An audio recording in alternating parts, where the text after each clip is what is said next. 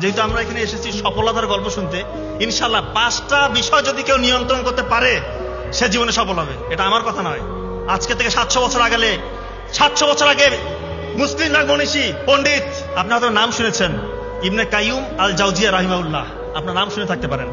উনি বলেছেন কেউ যদি 5টা বিষয়কে নিয়ন্ত্রণ করতে পারে ইনশাআল্লাহ সে জীবনে সফল হবেই। সে যা করতে চায় সেটাই পারবে ইনশাআল্লাহ। কোন 5টা বিষয়? নাম্বার 1 সময়, খুব মনে রাখবেন সময়। 2 নাম্বার ঘুম, 3 নাম্বার খাদ্য, 3 নাম্বার বাক্য, 4 নাম্বার বাক্য, 5 নাম্বার কৃতজ্ঞতা। উনি বলেছেন নাম্বার 1 সময়। যার সময়ের মূল্য নাই তার কাছে তার জীবনেরও কোনো মূল্য নাই। এবং সময়ের জ্ঞান আপনার কতটুকু আছে উনি বলতেছেন সেটা বোঝা যাবে আপনি কতটা ভোরবেলা, কতটা সকালে আপনি ঘুম থেকে উঠতেছেন। যে যত সকালে ঘুম থেকে উঠতেছেন উনি বলতেন সে তত আগায় গেল, তার সময়ের সেন্স তত বেশি এবং সে জীবনে ইনশাআল্লাহ সফল হবেই। আপনারা তো স্টিভ জবসের নাম শুনেছেন। উনি বলেছে সকালের যে নিরিবিলি ওয়েদার, এটাকে উনি বলতেছেন যে ক্রিয়েটিভ উইন্ডো। এবং উনি একটা খুব চমৎকার কথা বলেছেন স্টিভ জবস, আজকের সকালটা যদি আপনার জীবনের শেষ সকাল হয়, আপনি কি এভাবে কাটাতেন? যেভাবে কাটাতেন সেভাবে কাটান, আজকের সকালটাকে ধরে নেন আপনার জীবনের শেষ সকাল। খুব চমৎকার কথা। এবং আমরা এখন দেখি সকালবেলা যে স্টুডেন্টরা উঠে পড়ালেখা করে, স্পেশালি ভোরবেলা ফজরের আগে যদি উঠেন, তাহাজ্জুদের সালাত আদায় করে 2 ফোঁটা চোখের পানি ফেলবেন। আপনি কি হইতে চান? আর বাংলাদেশের কি পরীক্ষা আছে? দুনিয়া জয় করবেন ইনশাআল্লাহ। ফজরের আগে উঠে চোখের পানি ফেলে আল্লাহর কাছে যা চাবেন তাই কবুল হবে। আমার বড় ভাই ডক্টর নাবিল অসাধারণ বলেন এই ব্যাপারে। ব্রেইনে আলফা ওয়েভ তৈরি হয় ওই নিরিবিলি পরিবেশে, ফজরের সময় ব্রেইনটা ঠান্ডা থাকে, শান্ত থাকে। আপনি যা পড়বেন ইনশাআল্লাহ তাই আপনার লং টার্ম মেমোরি সেন্টারে রিজার্ভ হবে। আমাদের অনেক স্টুডেন্টরা এই সুযোগটা হাতছাড়া করে। আমি যদি আপনাদেরকে বলি যে ভাই ফজরের সময় তুমি আমার 1 ঘন্টা কাজ করে দিবা, আমি 10,000 টাকা দিব। একই কাজ তুমি দিনের অন্য সময় করবা, 200 টাকা দিব। পাগল ছাড়া কোন বিবেকবান বুদ্ধিমান কোন ছেলে বা মেয়ে সে কি এই সুযোগটা হাতছাড়া করবে? এর থেকেও বেশি রেওয়ার্ড আপনি পাবেন যদি ফজরের আগে আপনি পড়তে পারেন। শুধু স্টুডেন্টদের জন্য না, যে যে সেক্টরের মানুষ হন না কেন, আপনার ফজরটাকে কাজে লাগান ইনশাআল্লাহ, জীবন বদলে যাবে। এবং রাসূলুল্লাহ সাল্লাল্লাহু আলাইহি ওয়াসাল্লামের স্পষ্ট হাদিস আছে, আল্লাহ তাআলার কাছে উনি দোয়া করতেছেন, ফজরের সময় আমার যে উম্মতরা কাজ করে আল্লাহ তুমি সেই কাজে বরকত দাও। রাসূলুল্লাহ সাল্লাল্লাহু আলাইহি ওয়াসাল্লামের দোয়া কি কখনো বিফলে যাওয়ার চান্স আছে?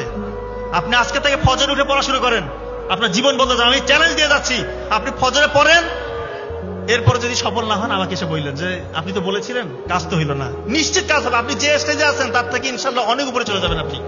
এবং ভোরবেলার এই ফজরের এই সকালবেলার যে গুরুত্ব, এইটা নিয়ে চমৎকার একটা বই আছে, আপনারা হয়তো নাম শুনেছেন, দ্য মিরাকেল মর্নিং। অনেক হয়তো নাম শুনে থাকতে পারেন, দ্য মিরাকেল মর্নিং। রাইটার হল এলরোড, তার জীবনের গল্প, উনি তার নিজের জীবনের গল্প এখানে বলেছেন। উনি অল্প সময় অনেক ফেম, টাকা পয়সা কামিয়েছিলেন। এরপরে একটা সড়ক দুর্ঘটনায় ওনার জীবনে একটা দুর্বিষহ অবস্থা চলে আসে। কেউ বলে না যে উনি উঠে দাঁড়াতে পারবে, সুস্থ হইতে পারবে, কেউ বলে না। সব জায়গায় দাঁড়িয়ে দাঁড়িয়ে ঘুচে কি করলে পরে আমি আগের মতো আমার যে আল্লাহ তাআলা যে বরকতগুলো দিয়েছিল সেটা আমি আবার ফিরে পাবো। এক জায়গায় গেলেন, খুব শুভাকাঙ্ক্ষী, উনি বলতেছেন তুমি ফজরে উঠো, উঠে এই এই কাজগুলো করো, মানে সকালবেলা উঠতে বলেছেন। তা উনি বলেছেন ওনার নিজের জীবনের গল্প থেকে নেওয়া, 6টা কাজ করতে বলেছেন সকালে উঠে। এই 6টা কাজ যদি কেউ করে সে নিশ্চিত সফল। এবং উনি পরে দেখিয়েছেন ওই স্টেজ থেকে ওনার যে হারানো গৌরব উনি ওটা খুঁজে পেয়েছিলেন। ওই 6টা কাজ কি? উনি 6টা কাজকে সংক্ষেপে বলেছিলেন সেভার্স ল, SAVERS, সেভার্স। এসতে হচ্ছে সকালে উঠে বলতেছেন, এসতে সাইলেন্স, নীরব থাকতে হবে, একটু ধ্যান করতে হবে। তা আমরা যেহেতু আমরা মুসলিম, আমরা ধ্যানটা কিভাবে করবো? রাসূলুল্লাহ সাল্লাল্লাহু আলাইহি ওয়াসাল্লাম আমাদেরকে শিখিয়ে দিয়েছেন। ফজরের নামাজের পর আপনি একটু বসে 33 বার সুবহানাল্লাহ, 33 বার আলহামদুলিল্লাহ, 34 বার আল্লাহু আকবার পড়েন। আপনার জীবনের যত গুনাহ, এটা যদি সমুদ্রের ফেনার মতো হয়, এটা ধুয়ে মুছে যাবে। এবং এখন তো আমরা অনেকেই হজ করতে যেতে চাই, খুবই ভালো, যাদের সামর্থ্য আছে অবশ্যই করব। কিন্তু একটা সুযোগ কিন্তু রাসূলুল্লাহ সাল্লাল্লাহু আলাইহি ওয়াসাল্লাম বলে গিয়েছেন, ফজরের পরে কিছুক্ষণ তুমি বসে থাকো, আল্লাহ জিকির করো, এবং সূর্য যখন উদয় হয় তারপরে তুমি 2 রাকাত ইশরাকের নামাজ পড়ো। ইশরাকের নামাজ যদি কেউ পড়ে সে একদম কবুল হজ এবং কবুল ওমরা হজের সওয়াব পাবে। আমরা এই সুযোগটাকে হাতছাড়া করবো না। যে যে লেভেলের স্টুডেন্ট আছেন ফজরটাকে কাজে লাগান। তার মানে সাইলেন্স খুবই ইম্পর্টেন্ট। 2 number affirmative. উনি বলেছে অ্যাফার্মেটিভ মানে ইতিবাচক চিন্তা করতে হবে, আমি পারবো, এই চিন্তাটা করতে হবে। আমাদের ব্রেইনের একটা সেন্টার আছে, ওই সেন্টারে RAS, রেটিকুলার অ্যাক্টিভেটিং সিস্টেম চালু হয়ে যায় যখন আপনি কোনো কিছু নিয়ে পজিটিভ থিঙ্কিং করেন। ব্রেইন আপনাকে অর্গানাইজড হয়তো ওইভাবে পরিচালিত করে। আপনি যখন চিন্তা করবেন যে আমি এটা হব, ইনশাল্লাহ আপনি সেটাই হতে পারবেন। এটাই উনি বলেছে, অ্যাফার্মেটিভ, পজিটিভ চিন্তা করতে হবে, কখনো নেগেটিভকে জায়গা দিবেন না। নেগেটিভ থিঙ্কিং করবেন, আপনি কখনোই ভালো কিছু করতে পারবেন না। 3 নাম্বার ভিজুয়ালাইজেশন।